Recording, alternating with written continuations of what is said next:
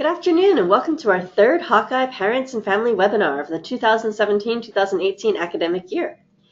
My name is Lisa Kelly and I work in the Office of Academic Support and Retention, and I'll be the moderator for today's webinar. If you're unfamiliar with our webinars, they're hosted on the first Friday of each month from noon to 1 p.m. We hope that each one provides you with up-to-date information that may apply to your students' transition to the University of Iowa. We know that parents and family members play a vital role in student success, and we hope that these webinars provide a platform for us to provide you with resources that help you support your students in their success. If you can't attend every live webinar, we do record and post them later on both our website and on YouTube. For more information, future topics, or to sign up for webinars, please visit parents.uiowa.edu and click on the Resources tab. Each webinar has a short presentation and then a question and answer portion where you can get your questions answered by our campus experts. Today's webinar is Paying for the Next Year, the Financial Aid Process. We are very lucky to have a wonderful campus partner with us today. Cindy Seifer is the Senior Associate Director of the Office of Student Financial Aid and the Office of Student Employment. Cindy will share information that will help you and your student understand how to deal with how to pay for the financial aid process next year. And I'll turn it over to Cindy. Thank you, Lisa. I want to welcome you here today as well. We're excited that today's homecoming, so we're lucky that this webinar happened to fall on that Friday. So we're going to go over several things today. We're going to talk about how to file the free application for federal student aid, and for many of you, this will be a process you've already done because many of your students are receiving financial aid their first year. For some of you, it may be new because you didn't need to file the first year, but you do now. We want to make sure that you understand what the important dates are, and there's a process called verification, and we want to demystify that a little bit, and we want to help you know how finances impact your student success. So there are a lot of factors that impact student success, and financial aid is just one of them. Staff in the Office of Student Financial Aid and Financial Literacy Services are here to help you and your student develop a financial plan so that your student can focus on academics rather than worrying about financial matters.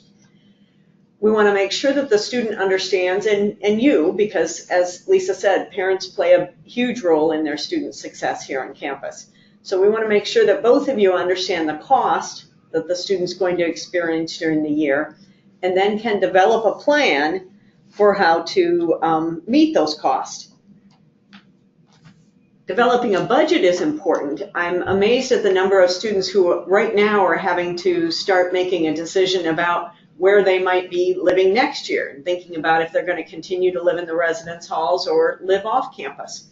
We would encourage them to live on campus because we've found that students who live on campus often do better academically. So as they start to look at that for next year, we'd encourage them to factor that in. But wherever they live, developing a budget is important, and our financial literacy staff can help them do that. Getting a job is important. Now, oftentimes parents will say that they don't want their students to work the first semester or the first year, but I'm here to tell you that student employment is one of the best ways to get your student engaged on campus and involved on campus and develop skills that they're going to need for the future. They develop a great connection to campus. They develop skills like time management and organization skills. We have found that the retention, students who return year to year, and the students who graduate, those rates are much higher for students who are employed on campus versus their non-working peers. So I would encourage your student to consider getting a job. And we'll talk a little bit more about how they could do that in one of the next slides. Paying a bill on time. Now's a good time to be talking about that because next month is when your student is going to be able to early register for the spring semester. November 6th through November 17th is when early registration is. And if the student does not have the bill paid, they are not allowed to early register. At this point, if they didn't pay their September bill, they've now been charged a $25 late fee. They also wouldn't have access to the residence halls and their meal plan for the spring semester if they didn't have the bill paid by the end of the semester. So all those things just go to show how important it is to be able to pay the bill on time. And if you have guest access to your student's MyUI, I would encourage you to go out to MyUI and to look to see what the student's university bill is. If you don't have guest access, I would encourage you to work with your student in order to get guest access. Every time the student has a U-bill, every month the student has a U-bill, the billing office is going to send them an email.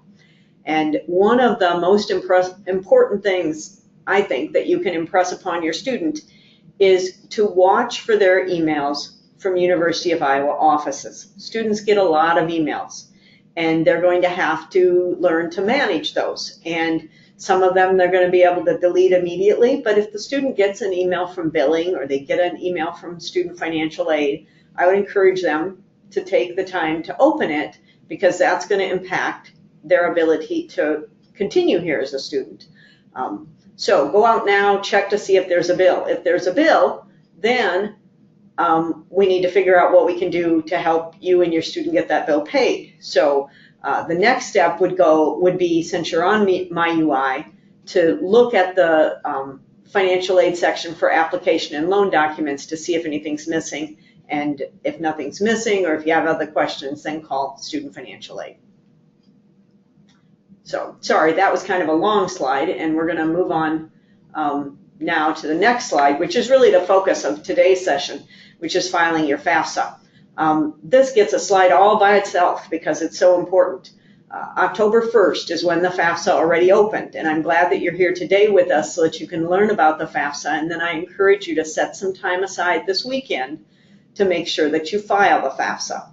On the bottom of the screen, you'll see that the deadline for priority consideration is November 15th.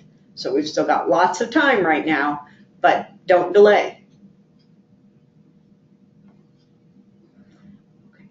Steps to success. There are a number of things that I would encourage you and your student to take advantage of. And one of the things that sometimes is the hardest for new students in particular is to ask for help. I think it's important for your student to realize whether it's asking for help from a professor or asking for help from an office. That is why we are here. We're here to help your student be successful. And we won't know if they are struggling or if they're having difficulty unless they bring it to our attention. So you and your student both can work with the Student Financial Aid Office to better understand your financial aid options. At the end of the slide presentation, we're going to have information about office hours and our locations, but I'm going to share that again here. We have staff who are available to help your student during our normal business hours, 8 to 4:30. They can call in by phone, they can stop into the office, and then we have staff who check our emails and respond to those every day. So when you or your student have time to think about the issue and outreach to us, we may be closed, but if it's 11 o'clock at night and your student wants to send us an email, the next day we'll be able to respond to them. So really at any time, we're going to be available so that within the next 24 hours, we're going to be able to get back to you and your student. The other thing I would really encourage your students to take advantage of is a meeting with our financial literacy services staff. These individuals are well trained in how to help your students develop a budget and to better understand their loans, so that the student understands, if I take out this amount of loans and I'm planning to go into this type of career, then I can expect this kind of income and would be able to pay off my loans, which will likely cost this amount on a monthly basis. They'll just have a better feel of what their future is going to be. And financial literacy staff can also help them understand how they might be able to reduce some of what they were anticipating taking out in loans, and ways that they can be more mindful in terms of their spending. Then the last thing I would encourage your student to do is to find a job. And we talked about that earlier, but now I want to go over a little bit about how they're going to do that. The first step for them to take, really even before they utilize HireHawk, but would be to go to the Student Financial Aid website. That's just financialaid.uiowa.edu. And once they're there, they can click on the tab for student employment. And then once they're on that page for students, there's a short 5-minute video that they can watch that will show them, walk them through the hire a hawk steps so that they'll feel comfortable with the system before they get on the system. They can also access our generic student employment application on that screen and can fill that out and then be ready to apply for jobs when they go on Hire a Hawk. So Hire a Hawk is a system through the Career Center. They are staff at the Career Center and staff at Student Employment here in Calvin Hall who are able to help your student with their job search if they're having any difficulty. The other thing I would ask your student to consider if you and the student decide that they're not going to work this fall would be to come to our spring job fair. Our spring job fair is going to be January 24th. It's a Wednesday. The fall fair is always the first Wednesday of the fall. The spring fair is always the second Wednesday of the spring, from 11 to 3 down in the main lounge of the Iowa Memorial Union. So now we're back again to the FAFSA. And for those of you who filed the FAFSA for your student to receive financial aid for 2017-18, you already have an FSA ID. Now, I've been talking with a number of parents who and students who can't quite remember either their FSA ID or their password. And so you'll see there the website address, the www.fsaid.ed.gov. So if you either need to apply for one or if you can't remember parts of yours. If you need to apply for one, if you go onto that website, you'll see the tab for apply. If you can't remember parts of it, if you go to the website, you'll see the tab for manage my FSA ID. And you'll click on that one. And then you can tell the system that either you can't remember it or your username or you can't remember your password. And the system will give you information back so that you can get that reset. And that's an important first stage, and that's an important thing for both you and your student to write down someplace so that you have it, because that really is your access point, your key to getting into all things federal in terms of financial aid. That's how you sign documents and is your electronic signature. That's your access if you want to go into the loan system. And so be aware of that and keep it someplace so that you can use it.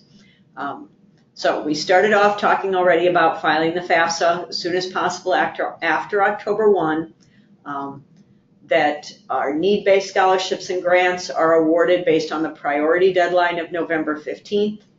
And now the easy part, the reason that we can have a FAFSA available October 1st is that we're using 2016 tax information. That is information that you are long done with. And so the best thing that I can encourage you to do is to use the IRS retrieval tool on the FAFSA. This tool allows you to pull your information in directly from the IRS. It eliminates a large number of human errors that had happened in the past with the FAFSA filing, because you're not entering any numbers. The system is pulling them in directly for you. And you can do that both for the student and for the parent. Now, there are some times when you can't use that IRS retrieval tool.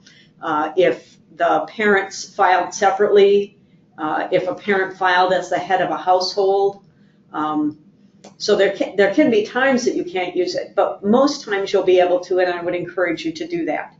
You need to know the information that's on the tax return that you filed in terms of the exact address. For instance, if you happen to spell out drive instead of writing or spelling DR, then the system won't match. So there has to be an exact match between the tax return as it was filed and what you are entering in. But as long as you enter that information, you will get your results entered directly for you on the FAFSA. Now I want to talk about some common errors that create problems. The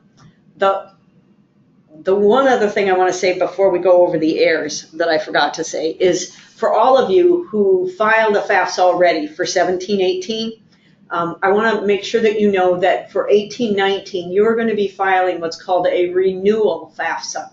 What this means is that the whole process is going to be much easier for you because you've already done it once. And now when you open up your renewal FAFSA, much of the information is going to be pre-populated. The name of your student isn't changing, your name isn't changing. All the information is going to be there, and then you are going to be prompted to update the information that might have changed. I mean, if there was an address change, you can put that there. With the income information, you are going to be prompted to pull in the 2016 income. With your assets, you're going to be prompted to update that information. But it makes it go much smoother and much faster the second year. So I just want you to feel positive about that before you're going into the FAFSA government website in order to enter your data. So now back to some common errors. When students and parents fill it out, quite often the parent is helping the student by doing both parts. And sometimes the parent ends up putting their information in for both the student and the parent. And then what that means is that the expected family contribution is going to be way higher than it would normally be because the student doesn't have the income or assets that you have. So two things there. One, be careful as you're adding the information. But two, if once you file the entire FAFSA and you get the results back, if that contribution just seems way more than either it was the year before or way more than you were anticipating, I would encourage you to call the Student Financial Aid Office and we can look at the individual record and see if we can see anything that just looks like there was an error, that there's something wrong. The next thing I would say, again, goes back to those emails, that when something is wrong with the FAFSA, both my office and depending on the error, the actual FAFSA processor is going to send an email. Now we're going to send the email to the email address that the parent entered on the FAFSA. If the student is a student who's enrolled here at the university, we're going to send the student email to the email address, the University of Iowa email address. Now the student always has the ability to be forwarding that email on to their Gmail or Yahoo or any other kind of email that they want to use. They can set that up with our ITS system here at the university. But we will send it to their University of Iowa email address because that is the official email for the university. So the first error there that's going to generate an email would be if the student or the parent does not electronically sign the FAFSA. Now, what you can do, because now at this point, your student's here and you're at home. So unless the student's going to come home and you're going to sit down and file the FAFSA, we're going to need you to be doing things separately. And we don't want to delay things at all until the student's home for Thanksgiving, because by that time, the priority deadline is passed. So as parents, you could sit down over the weekend and do all of your sections and electronically sign it. Then you could let your student know that you're done. The student could go in, access that 2018-19 record, complete anything that they need to complete. Maybe you've completed everything for them except for the signature. So all they need to do then is add their FSA ID and check over their sections, make sure that there aren't any errors, and then they've signed it. But if somebody doesn't sign it, then the Student Financial Aid Office and the federal processor are going to let you know.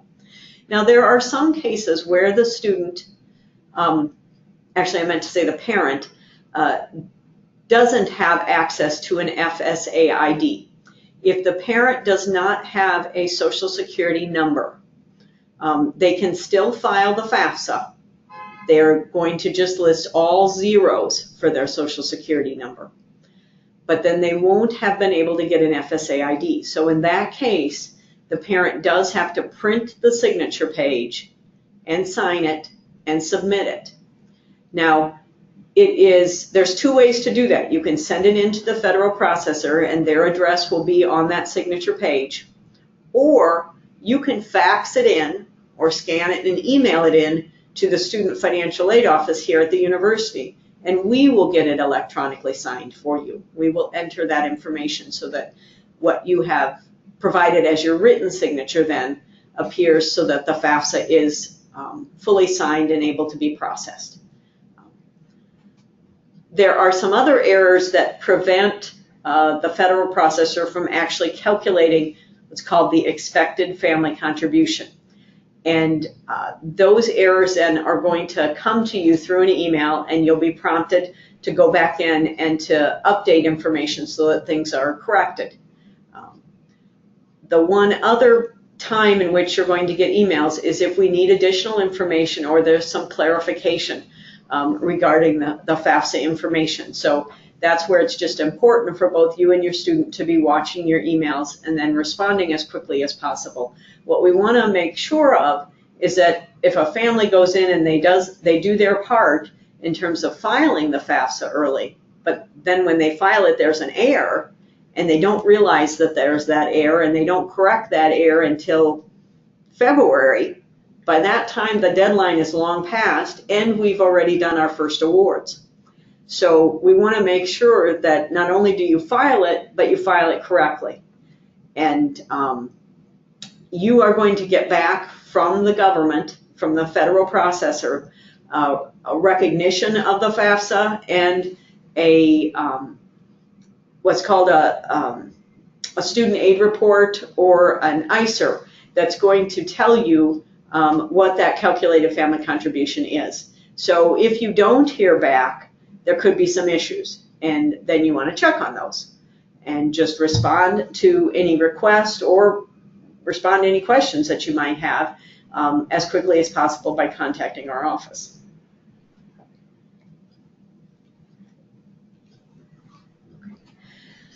Sometimes things happen after you file the FAFSA. There can be extenuating circumstances that occur at any time. Those could occur, after you file the FAFSA in October, but before the student has started in the fall, or they could occur now that the student is here. And again, I'm just emphasizing that it's important for you and your student to let us know of those issues. Those extenuating circumstances can reduce your ability to pay for college. And I've given some examples here, but certainly those aren't all the examples. There could be a significant reduction in income. A parent could lose a job. A parent could had lost the job and was getting unemployment, and now the unemployment has changed. There could be a change in child support. There could have been a one-time income on their tax return, and that one-time income made your 2016 tax return look great, but you didn't really have that money because maybe all of that money was a rollover in a retirement. Maybe all of that money was something that you got from the sale of property, but then it went to pay off your home mortgage. If that is really what I would call a gain that's just on paper, something that looks good there, but you don't really have the resources, you need to work with my office to document that so that we can make some changes. Could have high medical expenses, and then there could be marital changes, either the marriage of a student, which would then make that student self-supporting and they wouldn't need your parent information, or we could have the divorce of parents, and then we're going to need to work with the parent who now is going to be the custodial parent. The custodial parent is the parent who the student is going to live with most. Now, often at this time in the student's life, we're getting to the point where the student's maybe not living with anybody most. They are living here all year long. Maybe they even have an apartment, some of them. Then it becomes the parent who's providing the most support. So whoever the custodial parent is, that would be the parent information that we want. And we would then work to remove the income of the other parent and make some adjustments. And then, of course, the last one that we would always want to help you with, but not have you have to experience, is the death of a parent. And then we can remove income again in that case. Now, we had some circumstances this year where we've experienced people who've had significant changes due to hurricanes. they own businesses. Those businesses aren't in business right now, and so we make changes resulting from some natural disasters. So you just need to let the office know what's happening there, and then we'll find the best way to help you. But as I've indicated, there are some things here that, although they may be things that reduce your ability to help the student, they are not circumstances that we can consider for adjustments in that family contribution. Okay, I talked a little bit about federal verification and wanting to demystify that a little bit. Federal verification is a process by which the government reviews all of the information that you provide on the FAFSA, and if they see any red flags, anything that make them question the information that's provided or the ability of the family to provide that information, they are going to flag that student record. And about 25% of our students were selected for federal verification.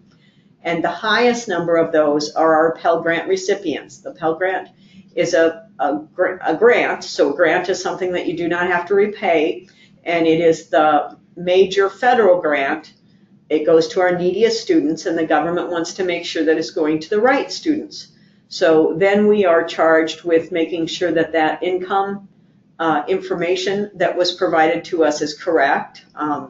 If the student did not and the family did not use the IRS retrieval, then we're going to have to get actual documentation of the tax information from the IRS. So that's another good reason to use the IRS retrieval. It's going to eliminate the need for that IRS information, which would be called a tax transcript. And you would have to contact the IRS to get that and then provide it to the office. Sometimes the government is going to question the household size number and the number in college, maybe the family's ability to support that kind of household size and number in college based on the income provided. And that is verified through a document that we call the verification document that we would have a student and parent complete. Sometimes the government questions the completion of high school, and sometimes there is an identity question. And with the high school completion, we can generally work with our admissions office to get documentation of that. With the in-person identity of the student verification, we can either do that by the student bringing the documentation into our office, or if the student wasn't on campus at that time, the student could meet with a notary in their hometown and could get that information notarized and provided to us that way. But the main thing here is not to be alarmed if you get selected. You're not alone in being selected. And although there might be a few more steps to get things done, it doesn't mean that we can't get them done. So now I want to talk a little bit about how we're going to award financial aid. We are always going to award scholarships and grants first, and our scholarships and grants, except for the Pell Grant, are limited to 8 semesters. 8 semesters is 4 years, and we're hoping that all of your students will be able to graduate in 4 years. Now, I don't want to say that that's a problem if they don't. There are many valid reasons why students don't graduate in 4 years. Maybe they take a semester for study abroad and that extends things, or they take a semester for an internship and that extends things, or they change majors. So I'm not saying it's an issue, but I want you to know that our scholarships and grants are limited to the 8. We award those first, and then we award work study. And work study is awarded based on the preference the student indicates on the FAFSA. So it's important when you're filling out the FAFSA and are asked, does the student want to be considered for work study, that you think about that. Work study is an employment-based federal program. So what that means is that the student is given an allocation in which they can earn work study. It doesn't mean that they are assigned a job or that they are guaranteed that they are going to earn that. The student is paid every 2 weeks for the hours that they work during that time period. And so some students are going to earn their work study before the semester ends. Some of them aren't going to earn it all based on the number of hours that they work or the pay rate that they're given. I also want to point out that students can certainly work on campus without work study. We have about 6,000 students that work on our campus a year, and probably only about another 1,000 that are working under work study. So there are many job opportunities on campus for the student that wants to work. Sometimes I think that students who have work study may have an easier time finding a job, because with work study, the employer is paying 50% of the wage and the government's paying 50% of the wage. So those departments that have a very limited budget really appreciate work study students because it makes their money go further. But the one thing with work study is that it does reduce the student's financial need for other need-based financial aid. So first we're doing grants and scholarships, then work study, and then loans. Sometimes students say they don't want work study because they want to be considered for the maximum that they can get in loans. It all depends on the student's cost and the student's expected family contribution, because many students are going to have enough financial need in order to be given the maximum of all those things. So, if the student is interested in work study, I would say on the FAFSA that they want it, and then we can always work with them later if they decide they don't want it and want to increase their loans. Our awards are going to begin in mid-January. You will remember that when your student was a prospective student trying to decide where they were going to go, they received an award letter in the mail, a packet, in January. And that paper information allowed them to compare Iowa to other schools and allowed them to choose Iowa as a place that was not only the best place for them academically, but also the right financial fit for them. Now that the student is here, we are not going to send out that award packet. What we are going to do is send an email, both to the student UI email and then to the parent email of the FAFSA. So again, it's important to enter a parent email on that FAFSA record so that we have one. But we'll send you an email encouraging you to go out to My UI in order to view the award. So if you filed your FAFSA in, any time before January, and mid-January hits or the end of January hits and you haven't heard from us, I would encourage you to contact the office, because then we know that there's something that's holding up your award. So it's very important to try to make sure that everything is done so that mid-January, when we make those first awards, your son or daughter can be in that cycle. Because after our first award cycle occurs, all of our limited scholarships and grants, except the Pell Grant, are going to be gone. So it's just imperative that your student is in that first group. The Pell Grant and loans are going to continue to be awarded throughout the year, so there's no worries on that, but of course we want your student to be considered for the maximum aid possible. Now we'll talk a little bit more about scholarships. Now if your student had test scores and high school GPA at the level that they were able to be awarded a scholarship when they were admitted, that scholarship will be renewed as long as the student is meeting the renewal criteria. So you can find those renewal requirements out on the admissions website as long as you know the name of the award the student's being given. There are some awards that are going to require a university GPA of 3.0, a UI cumulative of 3.0 in order for those to be renewed. Some of them will not require that high of a GPA, so it's important for your student to know what the GPA requirement is.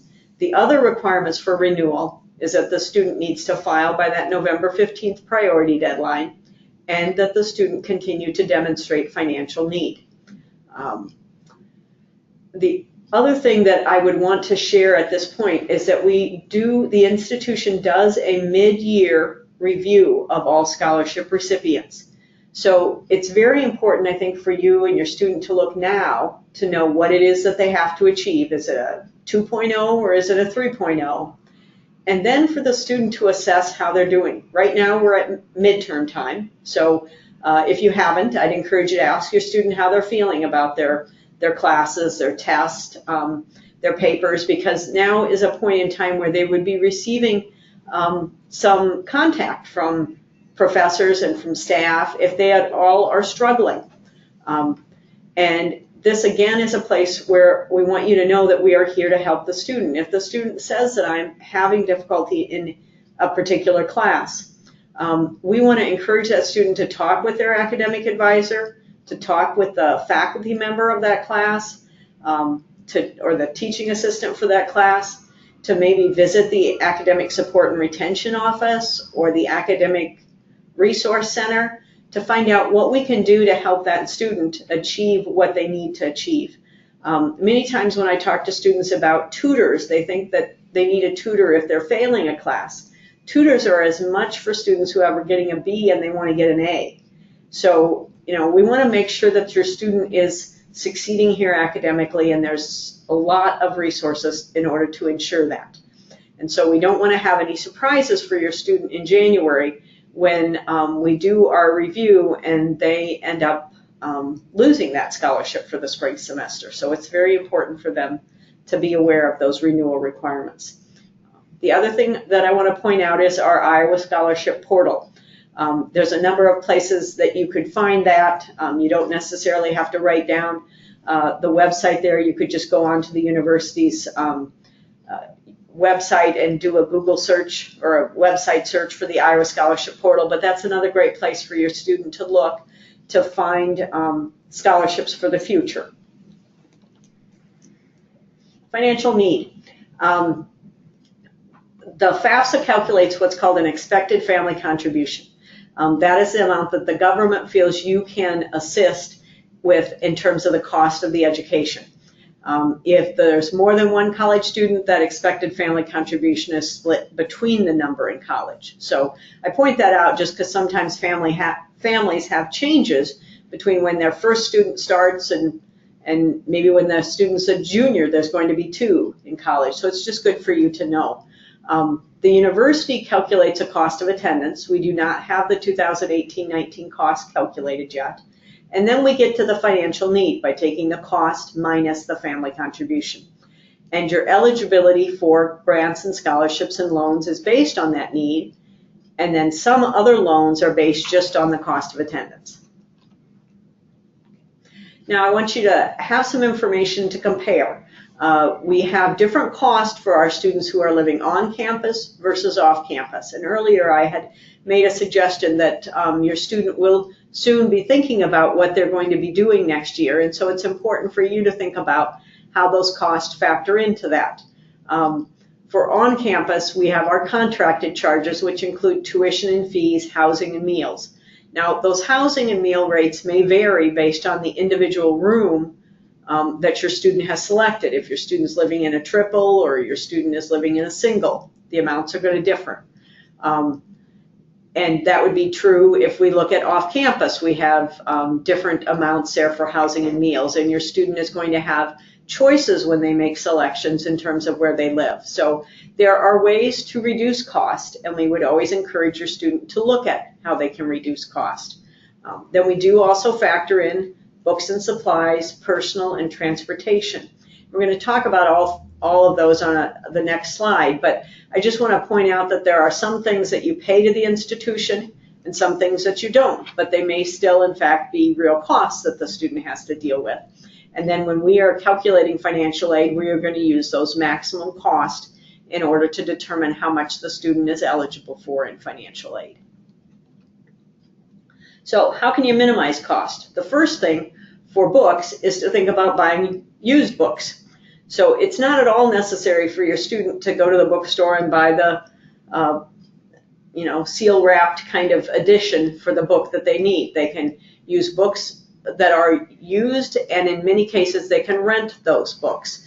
They can rent them from the bookstore here at the university. They can rent them from a number of online websites. Speaking personally, my own students did that, and it worked really well for them. They put the order in.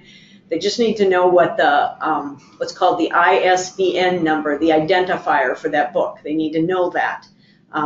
And they can go out and rent them. They get them at the beginning of the semester. They send them back when the semester's over. So I'd encourage that. Personal and transportation, are costs that are going to vary a lot by student based on your student's spending habits. And so I would encourage you to talk with your student about how they're going to develop that budget and how they're going to manage what they are spending. And you can always look to reduce your loan debt by looking at what the student absolutely has to pay to be here. We know they need tuition and fees. We know they have to live someplace and they have to eat. So start with those amounts, subtract the grants and scholarships. If the student is working, we would often see the working pay going to cover those miscellaneous things like personal and transportation. So if you start with the other amounts and subtract the grants and scholarships, what you'll get at that point would be what you would need as a minimum to borrow. Okay, how do we release the financial aid then? I think this is important to talk about not only as we look to next year, but as we look at right now, because I had suggested that you look out now to find out if your student has a U-bill right now. I am still working with a lot of students and parents whose financial aid has not released for this fall semester. And so they are in a situation where they need to get the bill paid or they can't register in November. And federal verification, although it does not stop you from being awarded, we want to award the student to make sure they're considered for the most aid possible. It does stop the release of financial aid. So if we still need the tax information or the verification document, that's something the student needs to get in. Once we start awarding for next year, the student's going to know right away there in January if they are selected. And they would be able to complete those documents and provide that tax information long before the fall starts so we don't have any delays. Loan documents and confirmation are things that the student needs to do and can look on MyUI to see if it's already been done. So I've given you the path there. Go to MyUI. Then actually the full path, you'd go to MyUI and then you would have to go on to the financial aid icon. And then under that, you would see application and loan document status. And that would be accurate not only for the student loans, but for the parent loans. In terms of how we release, we are always going to cover the what we'll call contracted charges, the charges up to the university first. So we are going to pay off housing, meals, and tuition first if the student is living in the residence halls, or just tuition if the student's living off campus. And then the student is going to be refunded any amount that is in excess. Or if it is a parent loan that's in excess, the money is either going to go to the student or the parent, depending on how they set that up and how you, the parent, set that up. So, so there may be times that you will get refunds and then that money could be used for those miscellaneous charges. And the student is encouraged to set up direct deposit in order to get that money faster. Parents can also set up direct deposit, but it is not an online form for that, or an online option. Okay, so we are about 45 minutes into our webinar. I was getting a little worried if I was talking too much there and tried to move it a little faster towards the end. So I do want to make sure that there's time here to answer questions. And I also want to leave you with this contact information. I had talked about stopping by to see financial aid, so there is our office address and our times in terms of availability for walk-in. I also talked about with financial literacy, students can meet with literacy specialists individually by setting up an appointment. Financial literacy also has walk-in hours, and those walk-in hours are Tuesdays 9 to 12 and Wednesdays and Thursdays 1 to 4. So your student could come in if they're struggling with that loan document or just want to sit down and develop a budget, can do that with those individuals. So I think I'll turn it back to Lisa here, and we'll turn it over to you as an audience to ask me any questions that I haven't asked. I want to thank you for your time. All right, thank you so much, Cindy, for all the great information on students' financial aid process. We'll now move into the question and answer portion of our webinar. Please remember that we have lots of people attending this webinar, and our presenter is not able to answer questions about specifics of your student's experience, but they can provide information that may be helpful in guiding your student. If you have a question, type it into the question box on the side. We'll then read the question so all participants can hear, and then folks will answer the question. If we are unable to get to your question during the webinar, we will follow up with you via email to answer your questions. I'll just give it just a second to see if we have any questions.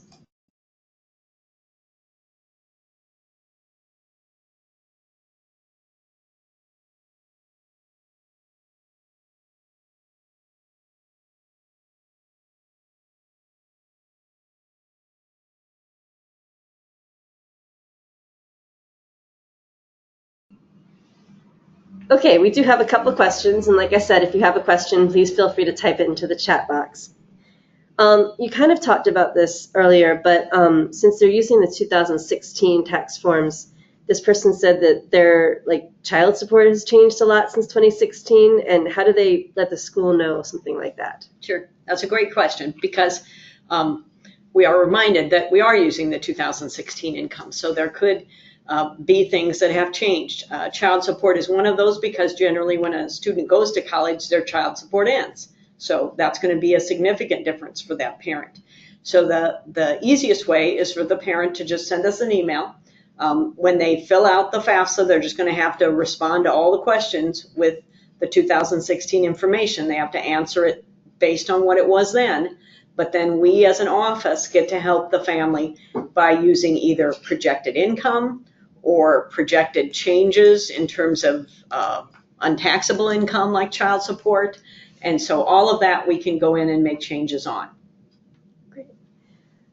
Next question, can loans be used to cover apartment costs or off-campus living costs? Yes, they can be. And that's a good question, because right now you're all used to your students living on campus and we basically take all the money. But next year, the majority of students' expenses might end up being actually off-campus expenses. They might be expenses that are beyond that tuition. So what I would say is, if you know how much your student's getting this year in financial aid, start with that and subtract from that the amount that your student has to pay for tuition and fees. And then after that, what's left is what we are going to refund the student next year. So next year, if the student's living off campus, that's when it becomes really important for the student to develop some budgeting skills, because they are going to get a lump sum of money at the beginning of the fall semester that they are going to have to learn to carefully budget so that they have enough money to cover their rent for the full semester. So that's, again, where financial literacy services can be very helpful to the student to sit down and understand, to map out what their costs are, and also to help that student understand that maybe even when they're comparing apartments, because some apartments might cover utilities and cable and internet, some apartments might just cover rent, and then those other things are going to have to be added on. So they need to make sure that they're comparing similar things when they're making decisions. I also want to point out with that a student who's living off campus that they would then have their own meal expenses that they're going to have to be planning for. And they can choose certainly to provide all their own meals, or some students do choose to still eat or eat a certain number of meals with us in the residence halls. So that's an option for people even if they're living off campus. Okay. So this parent says, if you don't select work study, will you qualify for more in loans or aid? That's a tough one, because it all depends on the individual student.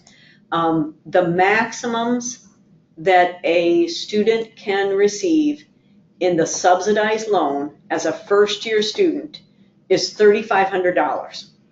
So if the student's getting $3,500 already, it wouldn't have mattered if they had work study or didn't have work study. They got the maximum of $3,500. Well, let me say that a different way here, in that let's say they didn't have work study. They didn't ask for it, and they got the $3,500. And then you would look at how much remaining need was on that award notification, how much was left that we didn't meet. And what is left is what could have been met then in that work study. Now the loans will increase year to year. So the first year, the $3,500 is the maximum. The second year, it's $4,500. And junior and senior years, it's $5,500. And I also want to make sure that people know that by not taking work study or by taking work study, the only thing it's impacting is the loans.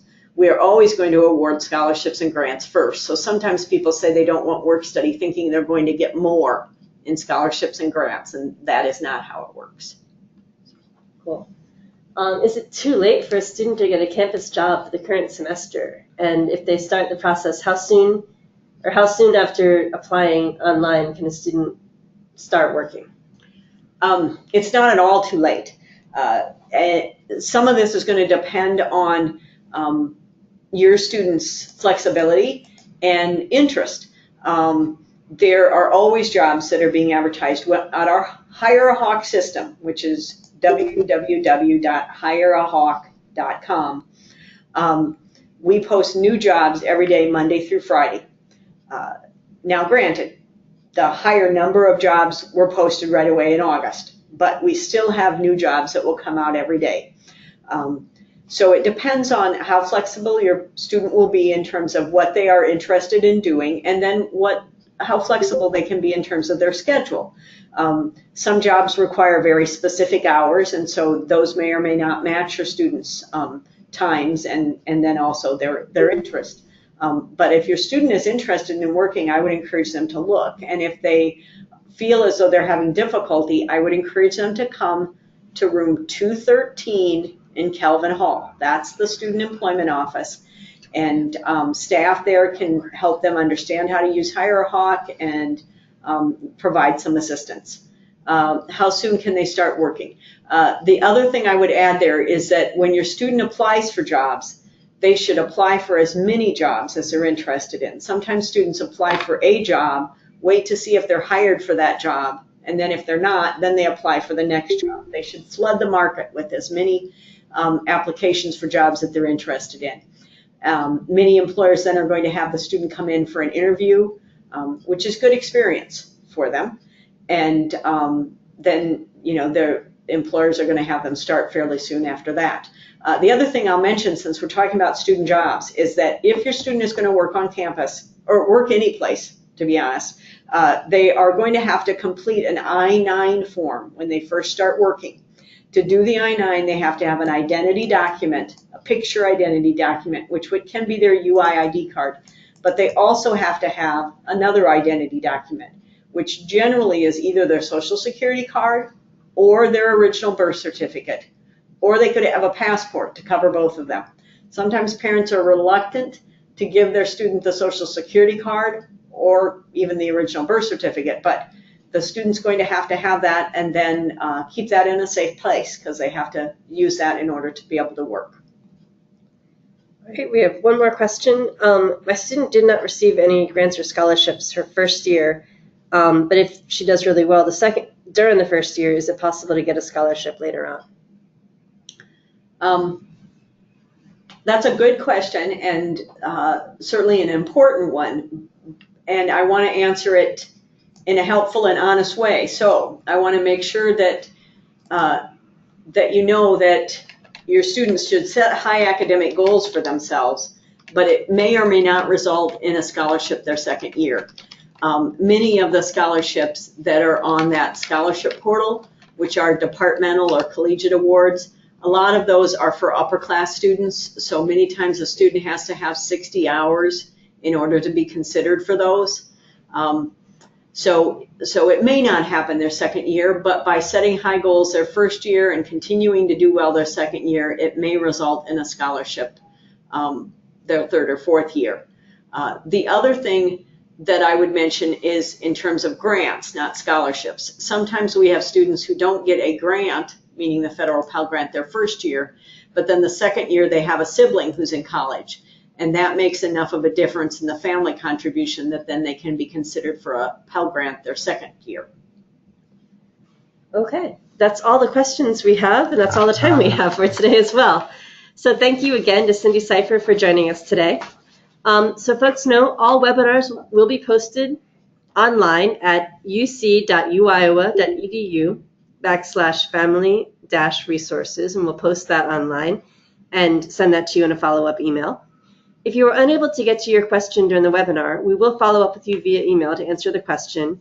And you can also send additional questions to uc academic-retention@uiowa.edu for a response from a University of Iowa staff member. Please join us for next month's webinar, Study Abroad, What's It All About?